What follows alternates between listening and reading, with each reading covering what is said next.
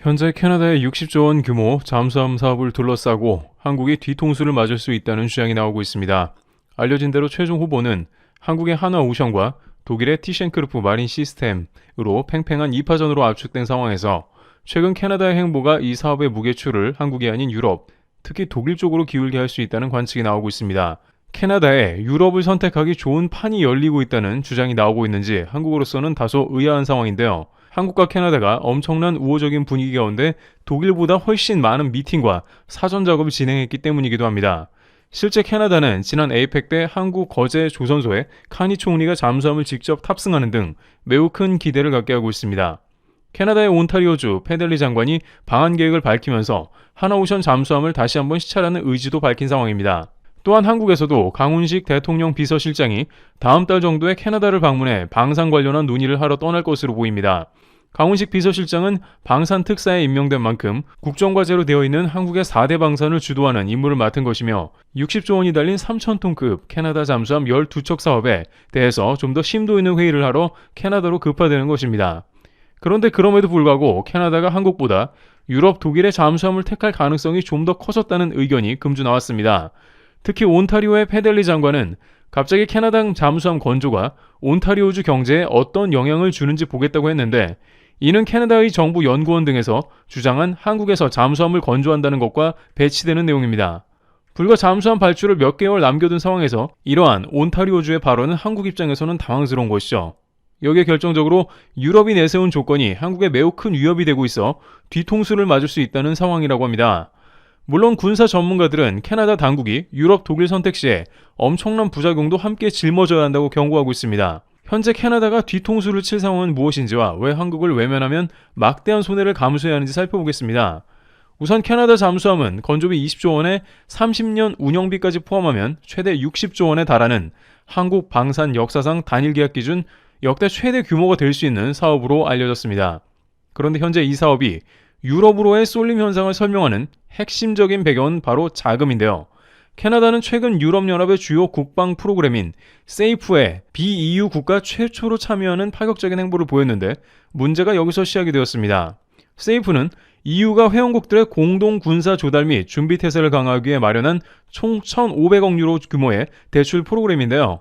마크 카니 캐나다 총리는 이 세이프 참여가 캐나다 기업을 위한 수십억 달러의 잠재적 국방 기회를 열어주고 군대의 안정적인 공급업체를 유치할 것이라고 직접 밝히면서 유럽 자금이 방산 쪽으로 수혈될 것을 예고했습니다.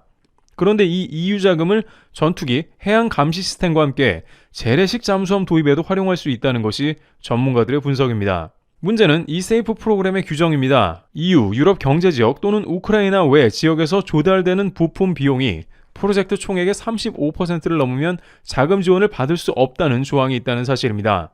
물론 캐나다가 재정적 기여를 통해 이 규정에서 일부 면제받을 가능성도 있지만 만약 캐나다가 EU 자금을 활용하기로 결정한다면 자연스레 독일의 TKMS 등 유럽 기업이 제공하는 잠수함이 더 유리한 위치에 설 수밖에 없습니다.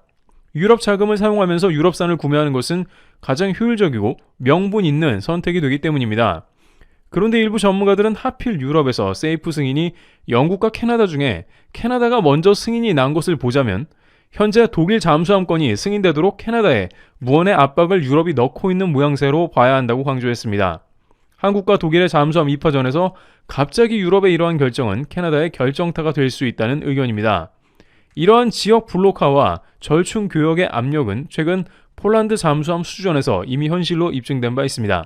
하나오션은 폴란드의 오르카 프로젝트에서 최고 수준의 잠수함 기술을 제시했음에도 불구하고 결국 폴란드는 유럽 연대와 현지 산업 참여 패키지를 앞세운 스웨덴 사브에 손을 들어줬습니다.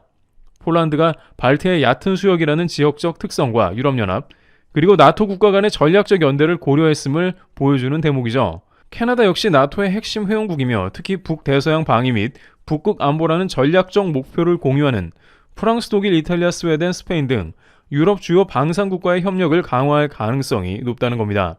독일 TKMS가 나토 작전 경험을 강점으로 내세우는 것도 같은 맥락이라고 할 수 있는데요. 하지만 캐나다가 유럽의 자금과 명분에만 기대어 한국을 쉽게 포기하고 있는 것은 아니긴 합니다. 캐나다 정부가 유럽 자금을 빌리고 독일 잠수함을 수주한다는 것에 대해서 강한 반대의 목소리가 존재하기 때문인데요. 캐나다 정부와 해군 관계자들은 캐나다 내 건조는 기술적으로 가능하지만 매우 비효율적이다 라고 하면서 캐나다 공장 건설은 잠수함 인도 일정을 크게 늦추고 비용을 크게 늘릴 수 있다고 언급했습니다. 캐나다 일간지 힐 타임스 보도에서도 캐나다 주재 한국 대사관 관계자는 이 점을 분명히 언급했습니다. 현재 캐나다 해군이 운용 중인 빅토리아급 잠수함 4척은 2030년대 중반부터 차례로 퇴역할 예정입니다. 해군 능력의 공백을 막으려면 신형 잠수함을 최대한 빨리 확보해야 하는 시간적 긴박감이 최우선 목표인 것입니다. 캐나다의 방산선임연구원은 현지 인터뷰에서 잠수함 캐나다 국내 생산 논의는 공급업체들이 제안을 더 매력있게 만들려는 노력의 하나라며 캐나다 국방부가 실제로 원하는 것은 가능한 한 빨리 잠수함을 확보하는 것이라고 명확히 말했습니다. 또한 캐나다 내에서 여러 척을 건조할 경우 비용이 늘고 프로젝트 인도가 늦어진다면서 이는 결국 프로젝트가 끝난 뒤 고객도 없는 생산 라인을 만들고 있는 모양새라는 현실적인 문제도 짚었습니다.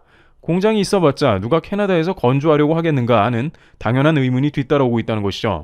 이런 상황에서 한국의 하나오션은 가장 현실적이고 효율적인 대안을 제시하면서 캐나다 정부의 요구에 적응하고 있습니다.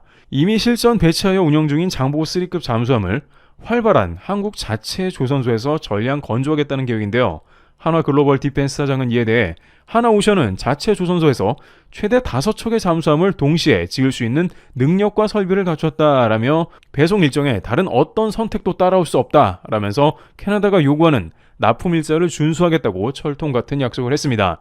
한국은 2026년 계약 체결 시에 2032년 첫 함정을 인도하고 2035년까지 4척을 그리고 2043년까지 총 12척을 모두 납품할 수 있다며 한치의 오차도 없는 구체적인 로드맵을 제시했습니다.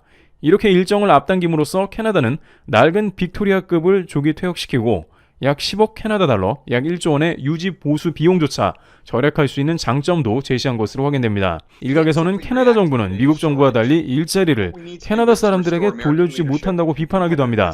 하지만 캐나다와 미국 모두 북미 지역의 열악한 인프라와 비싼 인건비를 고려하면 조선업은 최악의 결과를 낳을 수 있습니다. 또한 수년간 현지 인원을 채용할 수는 있겠으나 조선업에서 천문학적인 적자가 발생하게 되며 함정 확보가 늦어집니다. 미국과 캐나다 역시 태평양 지역의 안보와 패권 문제로 중국을 대항하는 빠른 함정과 잠수함이 필요한 상황이지만 당장 함정과 잠수함을 건조하기 시작해도 모자른 판에 자국의 조선소 건설을 고집한다면 그 비효율로 중국을 이기긴 불가능합니다. 중국은 현재 조선소 단 한 곳에서만 15척의 함정을 동시에 건조할 수 있는 능력을 가질 정도로 무서운 속도를 보이고 있습니다. 여기서 중요한 것은 캐나다 정부 해군은 한국과 독일 중 누구를 택할지 아직은 결정나지 않았지만 의사결정 과정 중에 보여준 한국 내 조선소 시설에서 건조가 당연하다는 그 모습이 제대로 된 것이며 누구 하나 반박하지 않는다는 겁니다. 따라서 전문가들은 캐나다가 현재 모순적인 상황에 빠져 있을 수 있다면서 자금이나 정치 상황은 유럽에 기울고 있지만 캐나다가 원하는 것은 빠른 잠수함 배치이며 태평양 지역에서 중국, 러시아를 견제하는 것이라고 제기하고 있습니다. 하지만 그럼에도 캐나다가 유럽 선택 시 전문가들은 장기적으로 캐나다가 짊어져야 할 부작용 또한 상당하다고 경고합니다. 독일 TKMS는 현재 노르웨이와 공동 개발 중인 2,500톤급 잠수함 212CD를 캐나다에 제공하는 갭 필러 전략을 제시하고 있는데, 즉 노르웨이와 독일이 받을 물량 중 일부를 캐나다에 먼저 넘겨주겠다는 것입니다. 하지만 이 212CD 모델은 아직 개발이 완료되지 않은 신형 잠수함이며 독일과 노르웨이 간의 건조 일정 역시 복잡하게 얽혀 있습니다. 기존 개발 과정에서 발생할 수 있는 지연은 캐나다의 도입 시기에도 직접적인 영향을 미칠 수 있습니다. 반면 한국이 제시한 KSS 3배치 2는 이미 검증된 기술력을 바탕으로 구체적인 연 한 척 납품 로드맵을 제시하고 있어 납기 신뢰도 측면에서는 압도적인 우위를 점하고 있다는 것으로 이는 캐나다의 큰 이점이 됩니다. 또한 독일의 잠수함은 주로 발트해와 같은 얕은 수심 환경에 최적화된 설계가 특징인데요. 반면 캐나다의 잠수함은 광대한 태평양과 대서양 그리고 북극해의 거친 환경에서 장기간 작전을 수행할 수 있는 높은 항속 성능과 운용 능력을 요구받기에 한국 모델이 더욱 적합하다는 말입니다. 폴란드 사례에서 보듯 지역 환경에 맞는 최적화된 설계가 핵심입니다. 디젤 추진 잠수함 중 최고 수준으로 평가받는 한국의 KSS-3는 대항작전에 최적화된 설계와 능력을 갖추고 있어 캐나다의 지리적 요구 조건에 더 부합하다는 평가를 받습니다.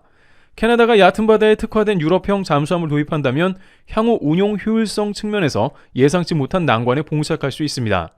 결국 캐나다의 60조 원 잠수함 사업은 단순한 무기 구매를 넘어 지정학적 블록화와 대규모 산업 파트너십의 시험대가 되고 있는데요. 유럽 연대와 EU의 금융 지원이라는 강력한 유인책이 캐나다 정부의 의사 결정에 부담으로 작용하고 있는 것이 현실입니다. 하지만 한국은 검증된 납기 신뢰도, 대항작전에 최적화된 기술력, 그리고 대통령 특사 파견이라는 전례 없는 정부 차원의 지원과 광범위한 산업협력 패키지로 맞서고 있습니다.